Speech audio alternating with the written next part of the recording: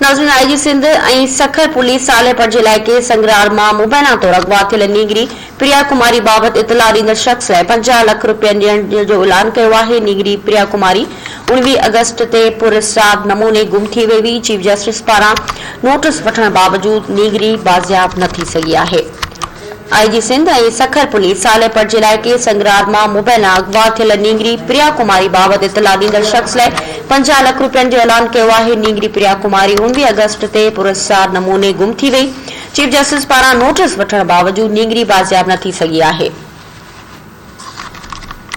नाज़रीन, अहम ख़बर बाबति तव्हांखे अपडेट कयूं पिया। आईजी सिंध ऐं सखर पुलिस सालेपर जे इलाइक़े संगरार मां मुबैना अगवा थियल नीगरी प्रिया कुमारी बाबति इतला ॾींदड़ शख़्स लाइ 50 लख रुपयनि जो ऐलान कयो आहे। तव्हांखे ॿुधायूं, नीगरी प्रिया कुमारी 19 अगस्त ते पुरस्कार नमूने गुम थी वई हुई। चीफ जस्टिस पारां नोटिस वठण बावजूद नीगरी बाज़ियाब न थी सघी आहे। इन जा तफ़सील मालूम कयूं था। सखर खां मोरड़ो महर असां सां लाइन ते मौजूद आहे। मोरड़ो, अपडेट कजो।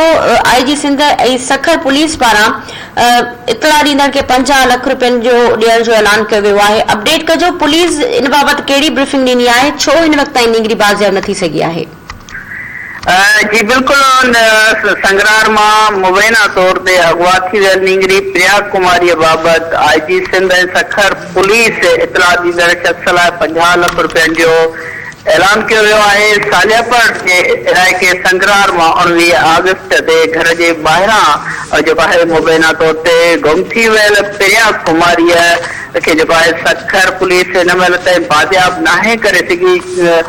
तोड़े जो चीफ जस्टिस सिंध जे तरफ़ां प्रिया कुमारीअ जे बाज़ियाबीअ बाबति जेको आहे हुकुम बि जारी कयो वियो। हुनजे मुबैना जेको आहे अगवा या गुम थियण जो नोटिस वरितो वियो हो। उन बावजूद जेको आहे सखर पुलिस हिन महिल ताईं प्रिया कुमारीअ खे जेको आहे हिन महिल ताईं बाज़ियाब नाहे करे सघी। तोड़े जो चीफ जस्टिस जे नोटिस खां पोइ आईजी सिंध जे तरफ़ां हुनजे बाज़ियाबीअ जे लाइ जुड़ियल जेका टीम आहे उहा बि हिन महिल ताईं बूटो नाहे ॿारे सघी। सिर्फ़ु हुननि जे वारसनि सां मुलाक़ात कई वई। हुन जुड़ियल टीम में एसएसपी अमजद शेख ऐं एसएसपी तनवीर तुनियो ऐं ॿिया ऑफिसर जेके आहिनि उहे शामिल आहिनि, पर हिन महिल ताईं प्रिया कुमारीअ खे जेको आहे बाज़ियाब नाहे कराए सघी।